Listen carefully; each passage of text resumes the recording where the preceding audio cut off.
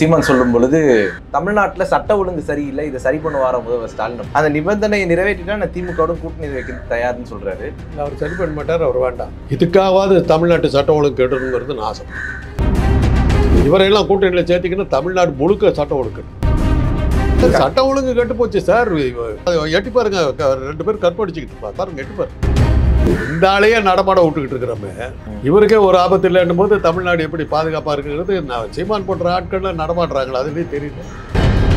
கருச்சுதவி பண்ண ஒரு ஆள் ஒரு கட்சியை நடத்துறாரு, தமிழ்நாட்டுடைய 3வது பெரிய கட்சியை நடத்துறாரு, தேர்தல் ஆணையத்துடைய அங்கீகாரம் கிடைக்குது. பெண்களுக்கு என்ன பாதுகாப்பு இருக்குது? தமிழ்நாட்டில் சட்டம் ஒழுங்கு குறைஞ்சிருச்சுன்னு சொல்கிறீங்க. இன்னும் வழியெல்லாம் அடி வாங்கிட்டு வந்த மாதிரி, உங்கள் பிக் பாக்கெட் அடிச்சிட்ட மாதிரி, உங்களை உத ஓச்சிட்ட மாதிரி, சட்டம் ஒழுங்கு கேட்டு போய் இங்கே உட்காந்த மாதிரி பேசுகிறீங்க.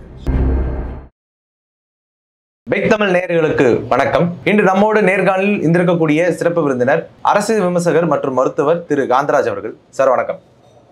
நாம் தமிழர் கட்சியினுடைய தலைமை சீமான் சொல்லும் பொழுது திமுக இதை செஞ்சுட்டா, அதாவது ஒரு நிபந்தனை வைக்கிறாரு, அந்த நிபந்தனையை நிறைவேற்றிட்டா நான் திமுகவுடன் கூட்டணி வைக்க தயார்னு சொல்றாரு.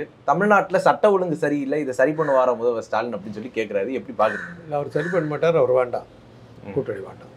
இதுக்காவது தமிழ்நாட்டு சட்ட ஒழுங்கு கெடணுங்கிறது நான் ஆசை. இவரை வச்சுக்கிட்டு தமிழ்நாடே குட்டிச்சோராயிடும். சட்டம் ஒழுங்கு அங்கே தான் கெட்டுருக்கு. இவரையெல்லாம் கூட்டணியில் சேர்த்திக்கணும், தமிழ்நாடு முழுக்க சட்டம் ஒழுங்கு. தமிழ்நாட்டில் சட்ட ஒழுங்கு கெடலன்னு நீங்கள் சொல்ல வரீங்களா? அப்போ தமிழ்நாடுல அதை நீங்கள் இப்போ வர வழியில் செத்து பண்ணதெல்லாம் பார்க்கல நீங்கள். அப்போ கொலையெல்லாம் நடக்கலப்போ இப்போ உங்களையே என்ன சொன்னாங்க, கொள்ளடிக்கிறதுக்கு வந்ததான் சொன்னாங்க. அப்புறம் தான் நான் பார்த்துட்டு இல்லை அப்படின்னு. அந்த அளவுக்கு தமிழ்நாடு கெட்டு போயிருக்குது. இப்போ நம்ம உட்காந்துட்டு போய் எத்தனை திருடம் உள்ளே போயிட்டு வந்துருக்கான் பார்த்தீங்கல்ல. தமிழ்நாட்டு சட்டம் ஒழுங்கு எங்கே இருக்குது? இப்போ நீங்கள் வந்திருக்கிறீங்க, உங்கள் கேமராலாம் பிடுங்கலையா ஒருத்தரும்? வழியில் உங்களை அடிக்கல? இல்லை இப்போ கூட சார் சட்டம் ஒழுங்கு கெட்டு போச்சு சார். பெண்கள் கற்பழிக்க எட்டி பாருங்க, 2 பேர் கற்பழிச்சுக்கிட்டு பாருங்க, எட்டி பாருங்க. அதானே சொல்ல வர்றீங்க? இல்லை அதை சொல்ல வரல. அதாவது மணல் கொள்ளையை எதிர்த்து போராடிய ஒரு செயற்பாட்டாளரை படுகொலை பண்ணியிருக்கிறாங்க. அப்புறம் ஒரு முன்னாள் காவல் எஸ்ஐயை படுகொலை செஞ்சுருக்கிறாங்க. ஸோ இதையெல்லாம் பார்க்கும்போது ஒரு உயிர் செத்தாலுமே சரி, 2 உயிர் செத்தாலுமே சரி, கொலை தானேன்றார்ல. ஆமாம், கரெக்டு தான். அப்போ அது இதுக்கு எதிராக என்ன நடவடிக்கை எடுத்துருக்கு? தமிழ்நாட்டில் மாத்திரம் நடக்குதா? பாண்டிச்சேரியில் நடக்கலையா? அதுக்காக நம்ம இல்லை கேட்குறேன், பாண்டிச்சேரியில் நடக்கலையா? அந்த வீட்டில் திருட்டு போயிடுச்சுங்க. அந்த வீட்டில் திருட்டு போச்சு, இந்த அடையாரே இதாகி போச்சுன்னு சொல்லுவீங்களா? ஒரு ரயில் விபத்து நடக்குது, ஒரு பிளேன் கவுந்து விழுந்துருச்சு, பிளேன்னால் ஆபத்து, பிளேன் நிறுத்துன்னுவீங்களா?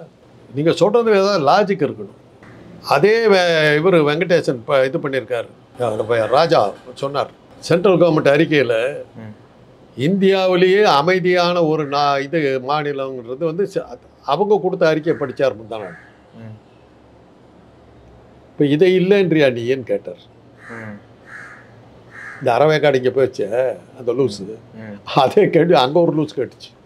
அதுக்கு ராஜா கேட்டார், இது உன் அறிக்கை, அப்போ இது பொய்யான்னார். பேசாமல் உட்காந்துட்டாங்க. இன்னைக்கு காலையில் தான் பார்த்தேன். கரெக்டா பார்க்குறீங்களா? எது சார்? அந்த இதை சென்ட்ரல் கவர்மெண்ட் அறிக்கையை சும்மா உட்காந்துக்கிட்டு உங்களுக்கு டிஆர்பி ரேட்டியாருங்கிறதுக்காக இஷ்டத்துக்கு கதையை கேட்டுக்கிறதுக்குன்னு என்ன அர்த்தம்? இல்லை, அதான் நடக்கிறதானே கேட்குறேன். கொலைகள் நடந்துட்டு இருக்குது தொடர்ச்சியாக. கொலைகள் இல்லாத நாடு உலகத்தில் எங்கேயாவது ஒரு இடத்த சொல்லுங்க பார்க்கலாம். இல்லை, அது முடிஞ்ச அளவுக்கு குறைக்கத்தாங்க முடியும். எந்த கொலையும் நிறுத்த முடியாது, எந்த கற்பழிப்பையும் நிறுத்த முடியாது. இல்லை, அந்த நடவடிக்கையாக திமுக செய்யணும்னு சொல்கிறாங்க. ஆனால் திமுக செய்யலை. ஆமாம், கரெக்டு. பார்த்தோம்ல, பொள்ளாச்சி பாலியல் வழக்கெல்லாம் நம்ம பார்த்தோம்ல, இவங்க ஆட்சியில் தான் நடத்தாங்க, பாஜகவோட கூட்டணி தான் நடத்தும். இன்றைக்கு இந்த குற்றவாளி பொள்ளாச்சி சேராமல் துணை சபாநாயகர் பதவியில் தான் உட்காந்துருக்காரு. அவர் பசங்க தான் அதில் ஈடுபட்டு தான் சொன்னாங்க, உங்கள் கூட்டணியில் தான் இருக்கார். அதை ஒருவேளை அதை வச்சு தான் சொன்னாங்களோ. பொள்ளாச்சி பாலியல் வழக்கில் சிக்கின ஒரு ஆள் எங்கள் கட்சியில் தலைவராக இருக்கார், அவரை தமிழ்நாட்டு தலைவராக வச்சுருக்கீங்கன்னா எப்படி தமிழ்நாட்டில் சட்டம் ஒழுங்கு எப்படி இருக்குன்னு அண்ணாமலை கேட்டிருக்காருன்னு நினைக்கிறேன். அதை தான் கேட்டிருக்காருன்னு நினைக்கிறேன். பழனிசாமிக்கு சமர்ப்பணம். இதுக்கு நீங்கள் தான் பதில் சொல்லணும். பொள்ளாச்சி பாலியல் வழக்கில் கதற கற்பழித்த பசங்களுடைய அப்பா இன்னும் ஒரு கட்சியினுடைய தலைவராக இருக்கிறாருனாக்க தமிழ்நாட்டில் சட்டம் ஒழுங்கு எங்கே இருக்குதுன்னு அண்ணாமலை கேட்டது நியாயமான கேள்வி. ஸ்டாலின் அதை பார்க்கணும்.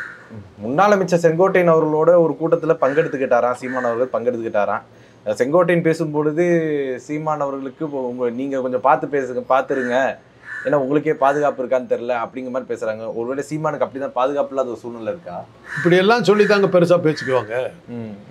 பிறகு நாங்கள் என்னை பற்றி யாரோ என்ன மாதிரியே ஒரு வேலை இல்லாத விமர்சகர் ஒருத்தர் என்னை கேவலப்படுத்துவதற்காக காந்தராஜ் பேசுகிறாருன்னு சொன்னாங்க. என்னை வந்து கேட்டாங்க.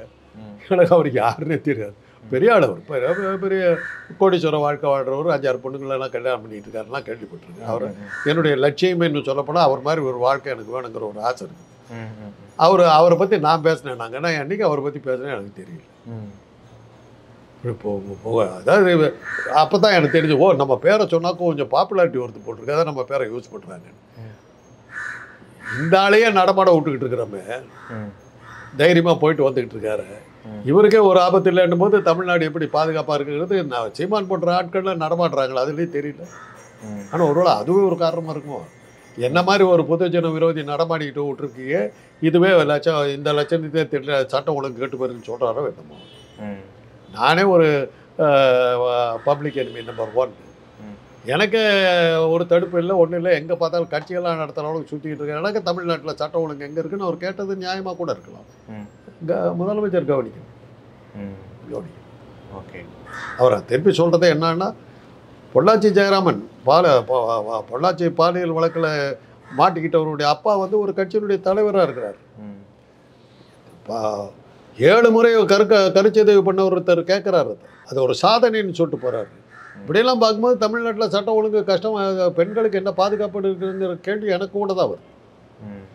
7 முறை கருக்கலைப்பு பண்ண ஒரு சாதனை பண்ணியிருக்கேன்னு ஒரு ஆள் தலைவர் அரசியல் கட்சி நடத்துகிறாருன்னு போது பெண்களுக்கு என்ன பாதுகாப்பு இருக்குது? இந்த கேள்வி நியாயம்தான்.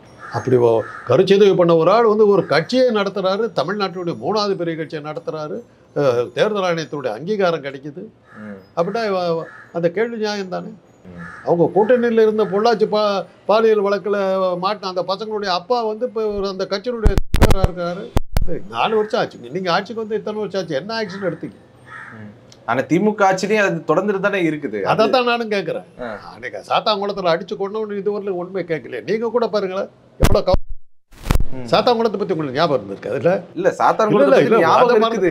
ஆனால் சாத்தான்குளத்துக்கு அடுத்து திமுக ஆட்சியிலையுமே கஸ்டோடி டார்ச்சர்ஸ்ங்கிறது நடந்தானே இருந்திருக்குது. முதல்ல அதை தடுப்போம். சாத்தான்குளத்தில் அடித்து கொண்டாங்கல்ல, அந்த ஆக்ஷன் எடுப்போம். பொள்ளாச்சி பாலியல் இதெல்லாம் கொடுத்துட்டு உங்கள் ஆஃபீஸ் முன்னாடி கூட நிறுத்துகிறோம்.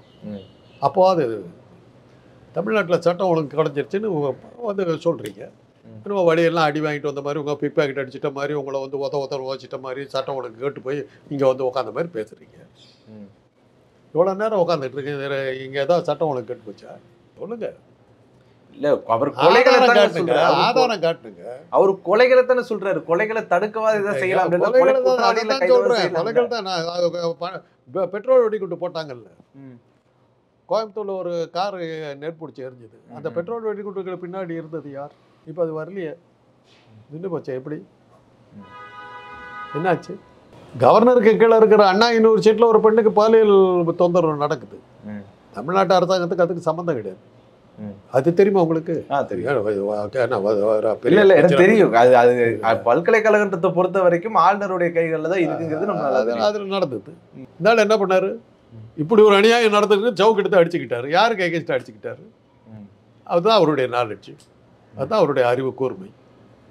கவர்னர் தான் சம்மந்தங்கிற கூட தெரியாமல் ஒரு ஐபிஎஸ் அதிகாரிக்கிறாரு. அவருக்கு பதில் சொல்லி என்ன கேட்குறீங்க? நான் முட்டாள் தான், நான் இல்லைன்னு சொல்லலை. நீங்கள் நினைக்கிற அளவுக்கு நான் முட்டாள் இல்லைங்கிறது தான் என்னுடைய வாதம். நீங்கள் என்ன முட்டாளாக நினைக்கிறீங்கிறது எனக்கு தெரியும். ஆனால் நீங்கள் நினைக்கிற அளவுக்கு நான் முட்டாள் இல்லை, அவ்வளோதான் நான் சொல்லுவேன். கெஜ்ரிவால் எப்படி தனித்து நின்று ஜெயிச்சாரோ, எப்படி ஜெயலலிதா தனித்து நின்று ஜெயிச்சாரோ, அது மாதிரி நானும் தனிச்சு நின்று ஜெயிப்பேன் அப்படின்னு ஒரு பக்கம் சீமான் சொல்கிறாரு. அவர் இப்போ சொல்கிறத எப்படி பார்க்குறீங்க? நம்பிக்கை தான் வாழ்க்கை. அவருக்கு எவ்வளோ ஆயுசு இருக்குதோ அது எல்லாம் ட்ரை பண்ணிட்டோம். ஃபஸ்ட்டு நான் ஒரே ஒரு பாயிண்ட் தான் கேட்குறேன். நீங்கள் முதல்ல டெபாசிட் வாங்குங்க.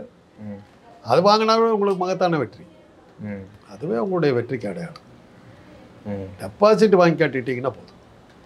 அதுவே பல 100 எம்எல்ஏ சீட்டு கிடைச்ச மாதிரி கணக்கு. மற்றவங்களுக்கு டெபாசிட்டு உங்களை பொறுத்தவரை 100 எம்எல்ஏ சீட்டு கிடைச்ச மாதிரி கணக்கு. முதல்ல டெபாசிட் வாங்க, அதுக்கப்புறம் மற்ற. உங்களுடைய நேரத்தை ஒதுக்கி எங்களோட கருத்துக்களை பந்தமைக்கு நன்றி சார்.